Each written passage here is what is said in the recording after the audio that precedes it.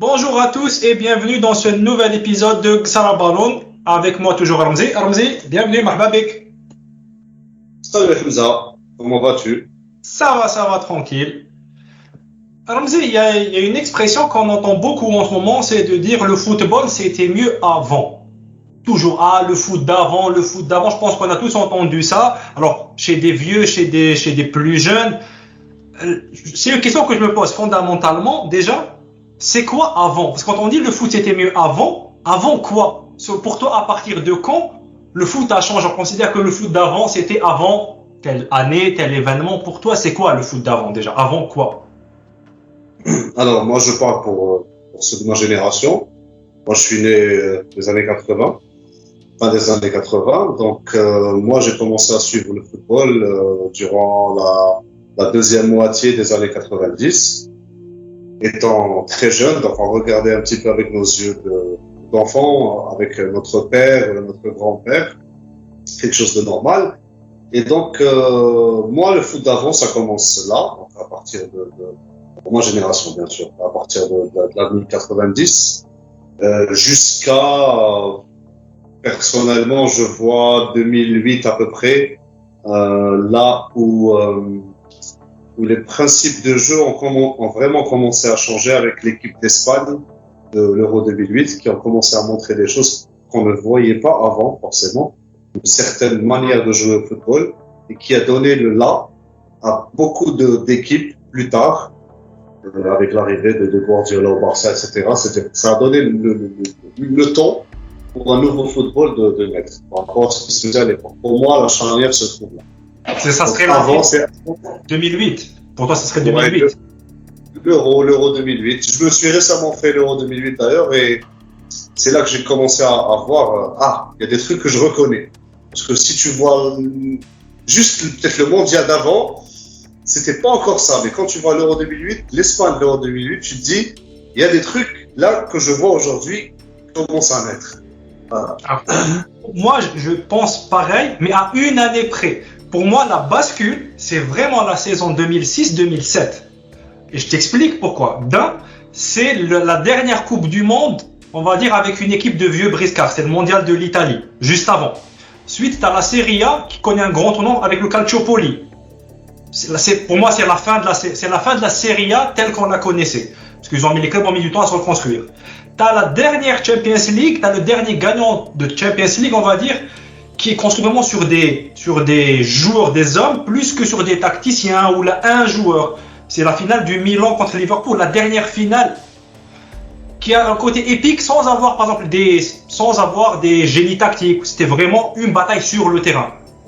Et surtout, c'est la dernière année avant l'explosion des deux monstres que sont Ronaldo et Messi. Parce que c'est le dernier ballon d'or avant l'hégémonie des deux. Parce qu'ensuite, t'as Modric qui en vole un, mais en vrai, c'est le début de l'hégémonie. Donc pour moi, la dernière année où le foot, on va dire, où le foot vraiment bascule, pour moi, c'est 2006-2007, la saison 2006-2007. En France, c'est la dernière année où Lyon domine la Ligue 1, parce que l'année d'après, il gagne le titre, je crois, à 4 points près. C'est la dernière année de titre. Ensuite, c'est Bordeaux. Donc la Ligue 1, c'est le début de la fin pour Lyon. T'as le départ d'Abidal, t'as le départ du grand Lyon. En Angleterre, bon, il n'y a pas grand-chose qui change, à part que t'as Mourinho qui part et tout, mais pas grand-chose qui change. Par contre, effectivement, je te rejoins sur un point. L'année d'après, ou juste après, t'as le début de Pep. C'est que t'as l'Espagne 2008, t'as le football de Pep où tout le monde commence à vouloir jouer comme cet Espagnol-là. Et surtout comme le Barça.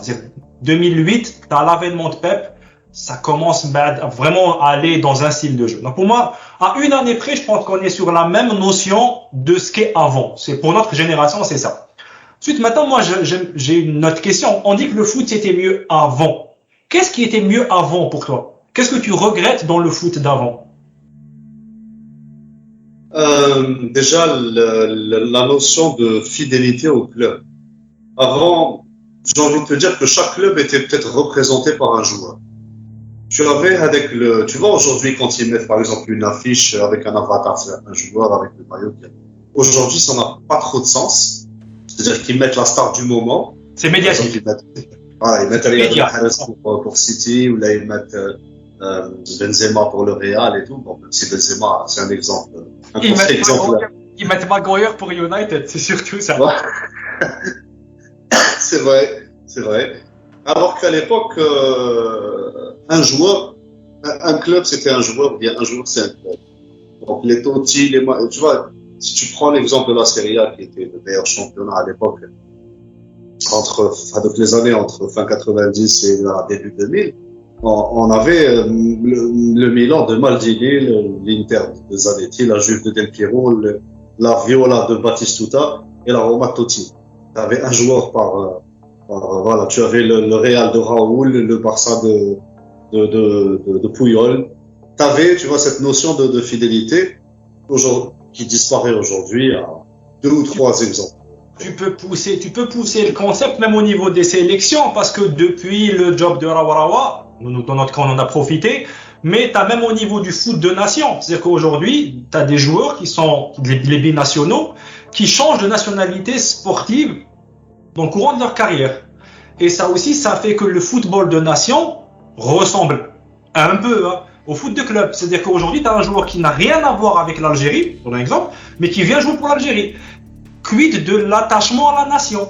Est-ce qu'il vient parce qu'il est attaché à sa nation ou est-ce que c'est parce qu'il n'aurait pas joué dans son pays natal?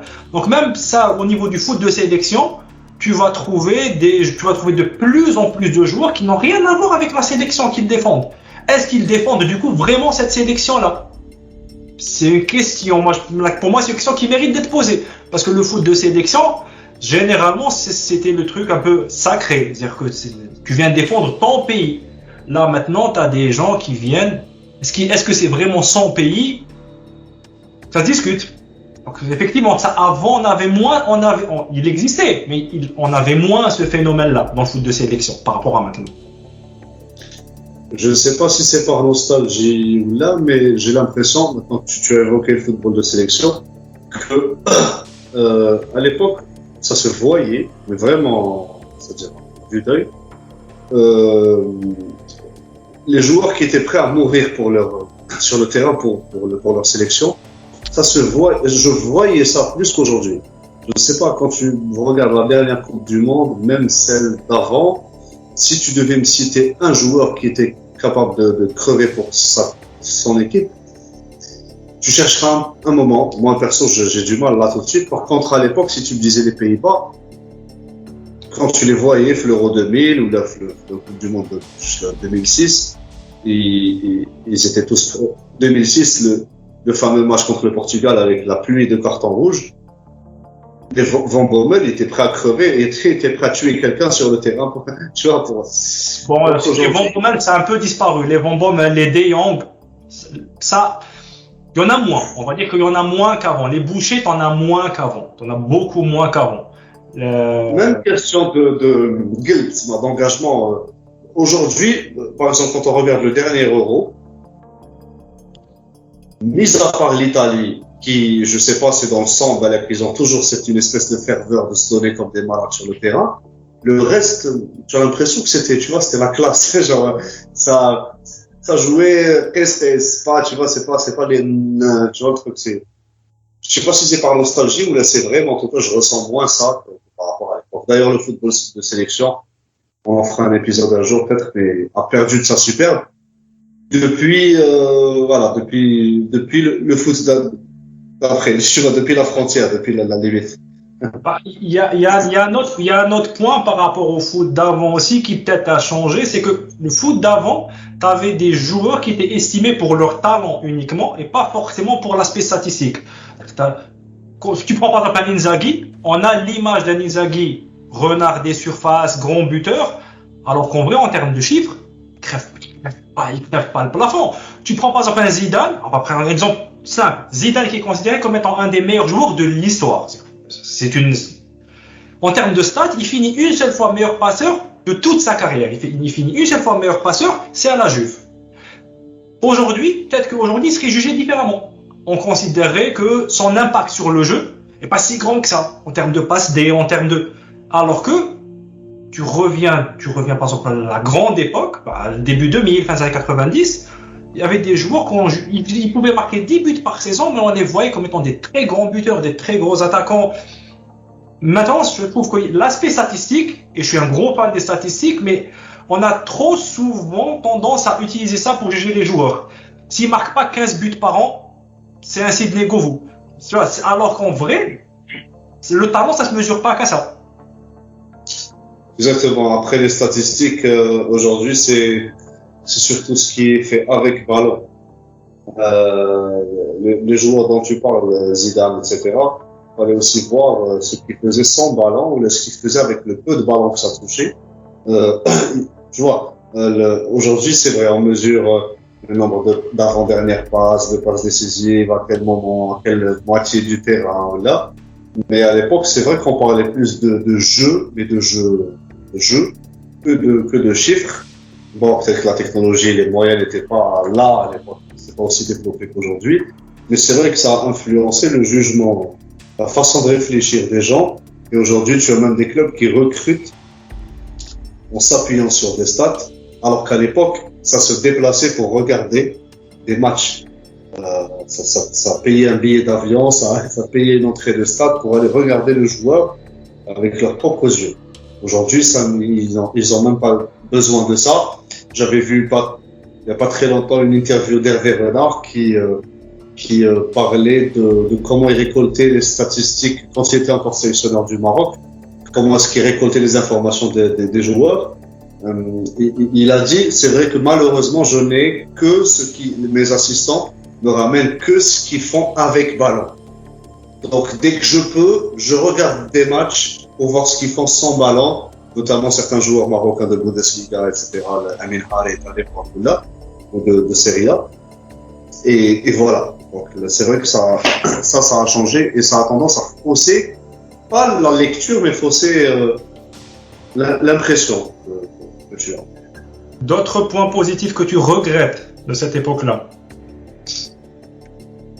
Honnêtement, après la fidélité au club, je regrette une chose, personnellement, moi qui suis très romantique sur le football, je regrette depuis quelques années, par exemple, si on prend l'exemple de la Champions League, à partir des quarts de finale, ça fait genre 10 ans que tu as toujours les mêmes acteurs. Avant 2008, c'était un peu plus varié que ça, et tu avais beaucoup plus c'était plus éclectique. Les équipes étaient différentes, tu avais des équipes différentes qui allaient au deuxième tour, ou là jusqu'au quart de finale, alors qu'aujourd'hui, tu as les mêmes six équipes, les mêmes, et tu en as 2 qui bougent après de temps en temps. Et perso, la compétition devient prévisible un petit peu dès le départ, quelque part. Alors qu'à l'époque, tu avais plus l'effet de surprise, et moi, perso, c'est ce que j'aime dans ce type de tournoi. Après, c'est vrai que, par exemple, de mémoire, Chelsea, quand il gagne la Champions League, c'était le premier vainqueur inédit depuis longtemps. Chelsea, la première Champions League qui gagne. C'était le premier vainqueur inédit depuis longtemps. C'est que la Champions League roulait avec les mêmes gars, les mêmes vainqueurs toujours. Je parle de la Champions League 2012. 2012. Première qui gagne, la première. 2012. Inédit. Oui, inédit, oui. Inédit. Et en même temps, quand tu as cité l'année charnière, ton année charnière, c'était en 2007, le Milan, je pense que c'est la dernière équipe du passé à avoir gagné la Champions League. Donc, oui. Après, en même temps, quand tu dis équipe du passé, tu as la Serie A. Si, tu as l'Inter en 2010, mais l'Inter, c'est une équipe du passé qui voyage dans le temps. Hein. C'est-à-dire que c'est une équipe, pour moi, c'est une équipe du début 2000. Hein. L'Inter de Mourinho, c'est le vainqueur inédit, mais il joue à contre-courant. Cet Inter-là jouait à contre-courant. C'est une équipe de vieux briscards. On en fera peut-être un épisode d'un jour, mais c'est particulier. C'est vraiment un vainqueur particulier. Mais du coup, ça, c'est pour les côtés positifs. Maintenant, au-delà de l'aspect souvenir, de l'aspect subjectif, émotionnel, le foot a changé. Ça, c'est une réalité. En quoi, pour toi, il s'est amélioré? C'est que malgré le souvenir, en quoi le foot s'est amélioré? Alors, l'aspect athlétique. Aujourd'hui, tu as des cyborgs sur le terrain, des personnes qui sont capables de jouer au très haut niveau, même à un âge avancé, ce qui était moins évident à l'époque. Tu as aussi autre chose, c'est qu'on passe à l'efficacité collective. À l'époque, par exemple, moi personnellement, ce qui m'attirait à l'époque dans le football, c'était les techniciens, balle au pied. Donc, mon plaisir, c'était quand je regardais un match, de trouver un dribbleur, un numéro 10. Un tricoteur qui te fait rêver à la balle au pied. Aujourd'hui, cet aspect a presque disparu et a été remplacé par l'efficacité collective.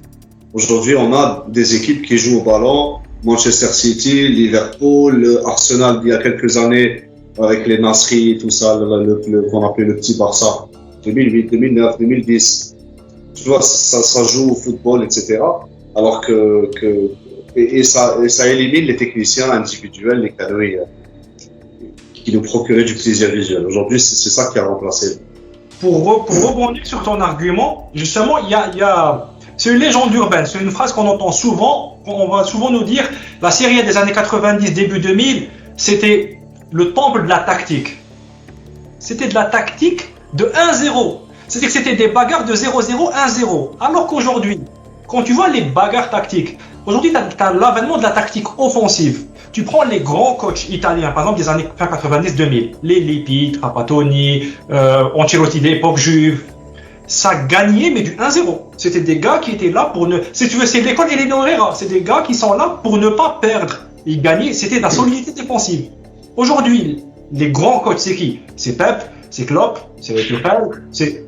La liste, elle est... C'est des gens qui jouent offensif.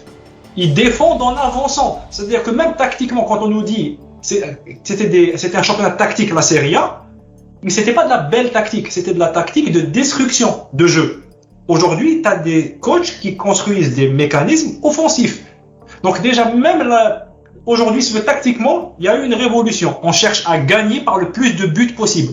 Et tout le monde... Alors ça, peut-être c'est l'impulsion de Pep, le Barça de Pep, qui gagnait en jouant. Et donc, il y a beaucoup d'équipes qui se sont mises à dire, ok, on va jouer, on va essayer de copier. Ensuite, ils l'ont rencontré par un jeu direct. Mais c'est fini l'idée de dire on va gagner en bétonnant. Ça, la dernière équipe qui l'a fait, je pense, c'est l'Italie 2006. Avec une assise défensive béton. Mais depuis, tu as très peu d'équipes qui jouent, qui reposent leur jeu sur le 1-0. Toutes les équipes aujourd'hui jouent, à part l'Atlético. Tu as l'Atlético qui est l'exception qui confirme la règle. Mais généralement, les grands coachs du moment, ça joue offensif. Donc pour moi, ça, c'est quelque chose de bien. Le foot s'est orienté vers une philosophie positive. Alors ça, c'est en Italie à l'époque, c'était la tactique de la fermeture des espaces. Surtout ça, c'était très compliqué. Il y avait d'ailleurs les attaquants de l'époque qui jouaient en Italie, c'était plus des renards des surfaces que des constructeurs de jeu. Tu vois, un mec comme je sais pas, comme Thierry Henry, même s'il est passé par la Juve, mais Zerma, s'il était passé par la Juve, on l'avait mis dans son poste, le poste qui l'arrange le plus. Ça n'aurait pas été le Thierry Henry d'Arsenal, parce qu'il n'y avait pas d'espace en Italie, il n'y avait pas les espaces qu'il y avait en Angleterre. T'avais pas de sprinter, par exemple. En Serie A, t'avais pas d'attaquant sprinter, des gens qui prenaient la profondeur, t'en avais pas. À la Henry, vraiment à la Henry. T'avais des mecs qui faisaient soit des renards des surfaces, ou qui faisaient la différence en solo. Les Del Piero, les Ronaldo, des gars qui faisaient la différence seuls. Balle au pied, c'est des tricoteurs, ils se créaient son occasion. Mais tu n'avais pas d'espace, parce que les défenses étaient basses.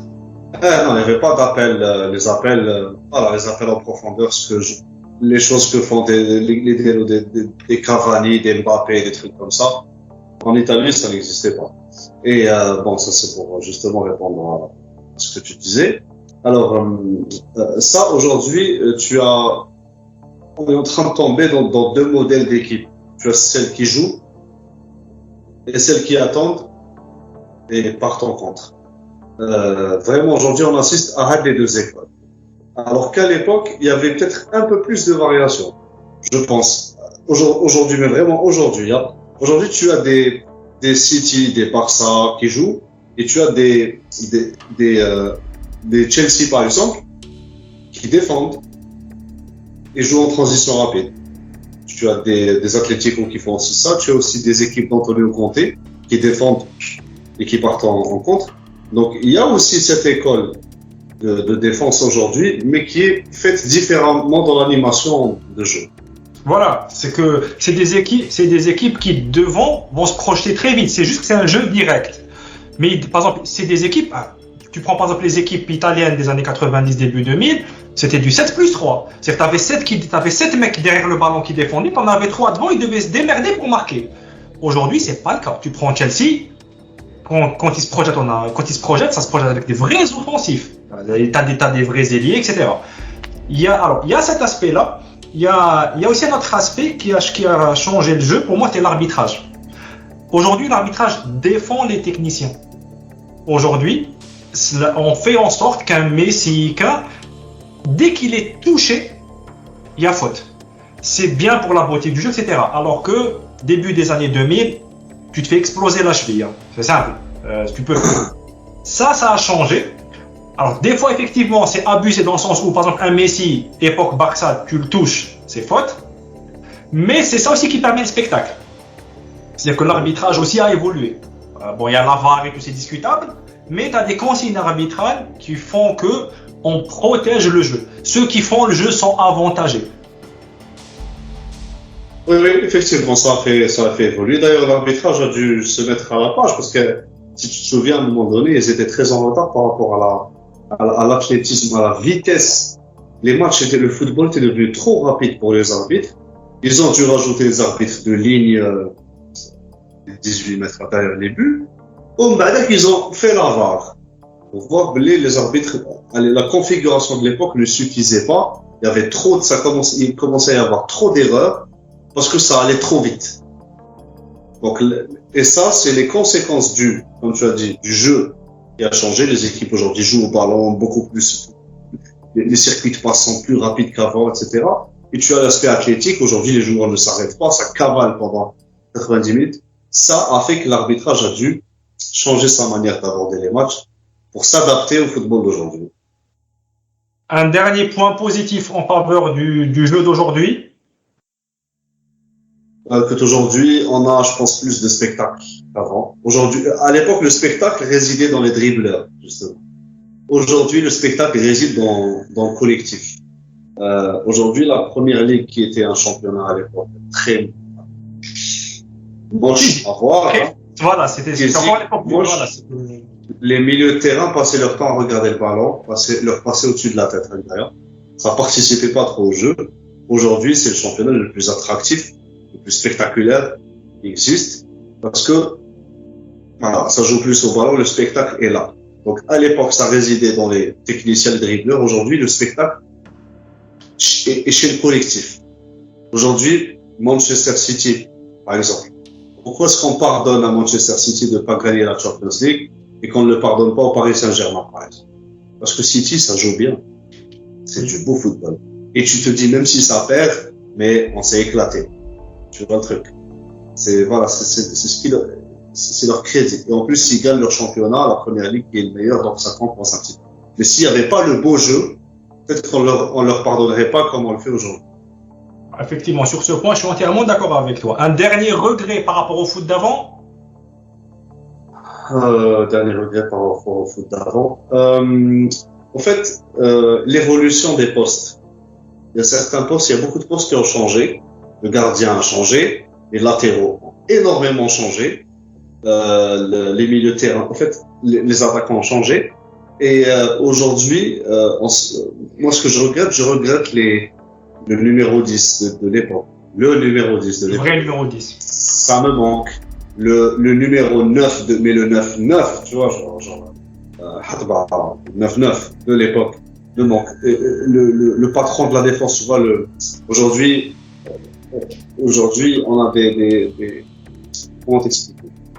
Les charnières de l'époque, je trouve qu'ils étaient peut-être un peu plus complémentaires qu'aujourd'hui et plus durs sur l'homme qu'aujourd'hui. Aujourd'hui, j'ai l'impression qu'ils sont un peu moins effrayants. À l'époque, les défenseurs, il faut pas peur. Quand tu vois la gueule de Santini, tu fais demi-tour. Ça fait pas plaisir. Et voilà. Donc, je sais pas, je regrette un petit peu ça, le numéro 10, chaussettes baissées, à la Rui Costa, des trucs comme ça. Ça, c'est vrai que c'était des génies de l'époque qu'on voit plus aujourd'hui. Aujourd'hui, on a plus droit à des doublettes ou à des salles des machines au milieu de terrain pour le travail du 10 de développement. Moi, je regrette plutôt la hargne de l'époque, dans le sens, la hargne et la maturité des joueurs de l'époque. C'est-à-dire, par exemple, tu prends les grands joueurs, même les bons joueurs, on va dire, des débuts 2000. Quand tu les voyais, on dirait qu'ils avaient 40 ans. Physiquement, on dirait que c'était des hommes. Alors qu'aujourd'hui, il y a des joueurs, quand tu te dis, mais il a 40 ans, il avait notre âge. Il avait 28, il avait 25. Aujourd'hui, c'est des gamins. C'est des gamins dans le sens, même mentalement, c'est des gamins. D'ailleurs, Mourinho, il s'en est plein. Ouais. Sur le terrain, tu sens qu'il n'y a plus la hargne, il n'y a plus la maturité, on est là, mais on est plus concentré sur nos followers Instagram, il n'y a plus à dire que la hargne on rentre pour gagner. S'il perd, aujourd'hui, quand tu vois, si je perds, c'est pas très très grave. Parce qu'il est déjà sur son prochain move, son prochain mercato, alors qu'avant, tu avais la hargne. Les mecs, ils se tuaient pour gagner. Et c'était des hommes, dans le sens, c'était des gars matures. Tu vois, c'était vraiment des gars matures. Ça, c'est un souci. Et l'autre souci, c'est que, avant, c'était mieux, malheureusement. On n'avait pas la pression de réussir très jeune. Tu pouvais percer à 25, 26 ans. Il n'y avait pas de souci par rapport à ça. Tu n'étais pas vieux. À 25 ans, tu pouvais être encore une pépite. Aujourd'hui, à 25 ans, si tu n'es pas au Real, tu n'es pas bon. Ouais. N'espère pas devenir un très bon joueur. Si tu n'es pas dans un top club à 25 ans, ça va être compliqué. On a aujourd'hui la pression du tout de suite, maintenant, il faut que tu sois bon à 21 ans. Si tu marques pas 50 buts à 22 ans, t'es pas un grand numéro 9. Avant, tu avais le temps. Avant, tu avais des joueurs qui étaient bons tard dans leur carrière. Ça dérangeait pas grand monde, tu vois, ça dérangeait pas les gens. Tu avais des défenseurs, par exemple, qui étaient bons sur le tard. Aujourd'hui, c'est compliqué. Les joueurs, on les consomme. Ça, par exemple, c'était mieux avant, mais je pense que c'est une mentalité aussi. Au-delà du foot, c'est un état d'esprit. C'est-à-dire que, mais du coup, on a parlé du foot qui était mieux avant, mais comme il y a un avant, il y a un après. Du coup, pour toi, c'est quoi le foot d'après? Parce qu'il y aura forcément un foot d'après. Et ça sera quoi la bascule pour toi? Tu vois ça comment, le foot d'après? Et à quel moment on va rentrer? Ou là, est-ce qu'on est déjà dans le foot d'après? On n'en est juste pas conscient. Pour toi, c'est quoi le foot d'après? D'après maintenant, donc, du coup. Alors, moi, le foot d'après, ce que je vois, c'est déjà beaucoup de business, mais vraiment beaucoup, dans le sens où aujourd'hui, on va parler peut-être de droits TV exclusifs au dernier quart d'heure, des trucs comme ça, tu vois.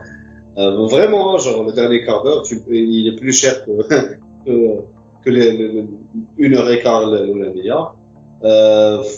Aujourd'hui, enfin, le foot d'après. Bon, déjà, il y a cet aspect, c'est-à-dire business. On va toujours essayer de trouver des formats, des combines pour avoir plus de matchs, plus d'argent, plus de sponsors et tout ça. Ça, c'est, je pense, inévitable. Après, footballistiquement parlant, je pense que ça, on sera toujours dans l'ère de l'athlétisme, mais puissance 10. On va aller encore plus vers ça. La formation des joueurs va aller encore plus vers les capacités physiques. Et voilà. C'est-à-dire, je vois pas vraiment un retour du yoga bonito ou des trucs comme ça, le football qu'on aimait à l'époque de techniciens et tout ça.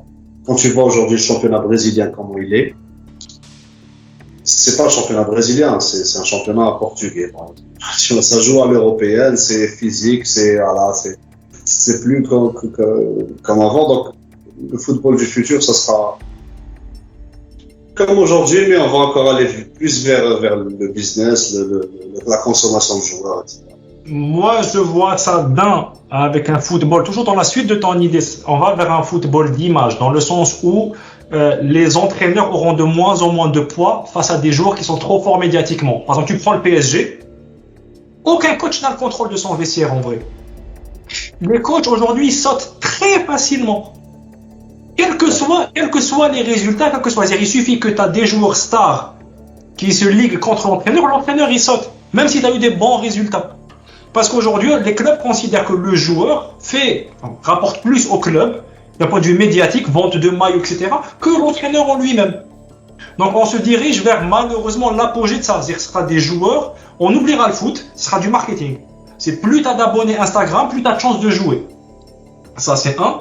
Deuxième point, on l'avait dit dans l'épisode concernant la Super League, mais pour moi, on se dirige, pour moi, ça sera ça la bascule, vers un football élitiste. Parce qu'au bout d'un moment, l'argent mène ce sport. Au bout d'un moment, ceux qui ont de l'argent vont décider d'en faire un sport privé à l'américaine. Parce que de plus en plus, l'exemple qui est pris, c'est le sport américain. Or, le sport américain, c'est un sport, c'est des ligues fermées. Donc, à terme, je pense que la bascule sera le jour où il y aura le lancement d'une Super League ou autre. Ça sonnera le glas du foot en tant que sport. Ça deviendra le foot en tant que spectacle. C'est-à-dire que tu vas payer, comme tu l'as dit, pour le dernier quart d'heure. Ça sera du pay-per-view. Tu vas payer pour le dernier quart d'heure. Tu vas payer. Ça deviendra le foot purement spectacle. Même si c'est plus réaliste, tu vois, des mecs qui volent et tout. Rien à foutre, ce sera du spectacle. Les gens vont payer pour ça. Mais on oubliera qu'à la base, c'était un jeu. Qu'à la base, ce n'était qu'un jeu. Ça deviendra comme un film d'action. On va regarder des matchs comme on regarderait des films. Pour moi, c'est ça. On se dirige vers ça. Parce qu'on demande à des joueurs, qui sont des êtres humains, de jouer 50 matchs ou 70 matchs par saison, de marquer je sais pas combien de buts, d'enchaîner les courses. On veut voir du spectacle pendant 120 minutes non-stop. Ça reste des êtres humains. Après, soit tu tolères le dopage, soit faut trouver un moyen. Soit on passe par le transhumanisme. Je pense, je pense qu'on va même aller vers, genre, au lieu de faire demi-temps, on fera 3 tiers-temps pour avoir 2 creux publicitaires. Voilà, c'est sur glace.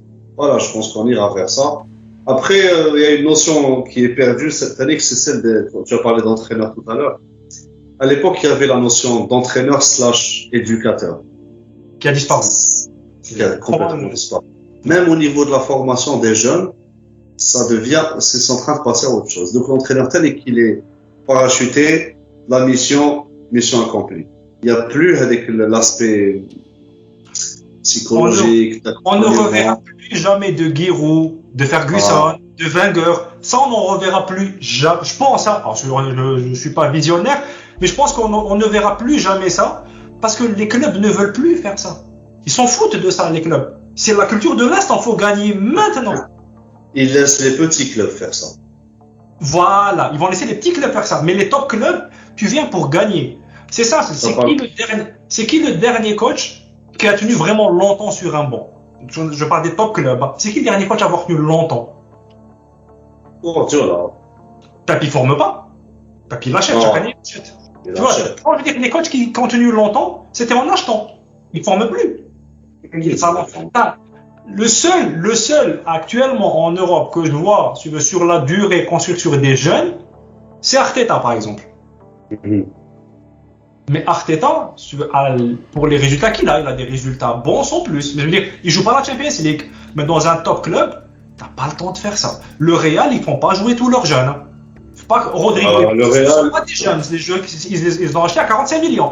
Les jeunes du cru, les Blanco et compagnie, ils cirent le banc, ils jouent pas. Les Ceballos, ils jouent pas. Si t'es pas top, tu joues pas. Les Hakimi, les Théo Hernandez, ils sont partis. Ils sont partis alors qu'aujourd'hui, un Hakimi joue à l'aise au Real. On s'en d'accord. Oui, Théo aussi. Théo Hernandez, Ouchandou, Ferrand Mendy, qu'est-ce qu'il a de plus? Concrètement. Il s'appelle Ferrand en plus. Alors. Mais à l'époque, Masbroche, c'est-à-dire qu'ils n'ont pas patienté. Go. Tu es prêté à Alvaro Morata à l'époque, c'est un même état d'esprit, c'est réfléchir. Donc ça, effectivement, ça a complètement disparu. Après, fin de compte, pour toi, c'était mieux avant ou pas? C'était pas mieux avant. Je pense que le foot a changé, et c'est pas pour rien qu'il a changé. C'était pas mieux avant. Il y a, comme toute chose, il y avait des choses bien, il y avait des choses moins bien, mais pour moi, le foot a changé en mieux, parce qu'on voit du spectacle. Donc pour moi, le foot a changé et c'était nécessaire. Et pour toi? Pareil. Pour moi, c'était pas forcément mieux avant. Chaque époque, tu vois, chaque époque a son lot de bonnes choses et de mauvaises choses. Après, chacun y trouve son compte quelque part. Aujourd'hui, on voit du football, on consomme plus de football, on a plus accès aux matchs qu'à l'époque. On voit plus de matchs, on voit plus de spectacles. Et aujourd'hui, si tu revois un match de l'époque, tu vas t'ennuyer un petit peu. C'est sûr. Remémore-toi le match le plus épique que tu as dans ta mémoire. Quand tu le revois, tu vas ressentir l'épicness quelques minutes où il sera certains trucs, mais le reste, tu vas bien te faire chier de temps en temps. Et ça, c'était nécessaire, comme tu as dit. Il fallait qu'on passe à autre chose. Voilà. C'est bon. Donc, sur ce, si vous avez d'autres arguments pour ou contre le foot d'avant. Laissez-nous ça en commentaire. Et en attendant le prochain épisode, Ramzi, دير قهوة دير قهوة واستخلوة مع قصرة بلاري. ciao ciao.